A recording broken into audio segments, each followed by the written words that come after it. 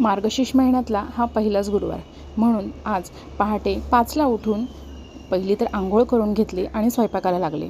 कारण टिफिन बनवायचे होते आणि आरवला पण टिफिन द्यायचा होता. आरव वांग्याची भाजी टिफिनला खाईल असं मला वाटत नव्हतं, म्हणून मग मी त्याच्यासाठी पोहे केले. आमच्या सगळ्यांसाठी, म्हणजे माझ्यासाठी नाही, बाकी सगळ्यांसाठी वांग्याची भाजी आणि चपाती केली. आरवला टिफिनला पोहे दिले, थोडेसे फ्रूट्स दिले.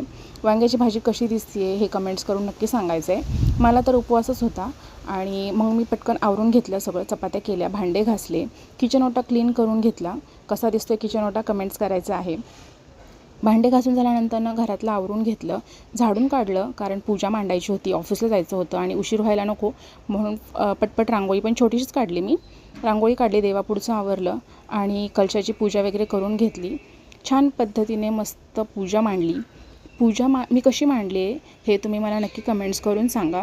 आणि तुम्ही कोण कोण मार्गशीर्ष महिन्याचे गुरुवारचे उपवास करता तुम्ही मला सांगू शकता. तुम्ही कशा पद्धतीने पूजेची मांडणी करता आणि माझी मांडणी तुम्हाला आवडली आहे का हे तुम्ही नक्की मला कमेंट्स करून सांगा.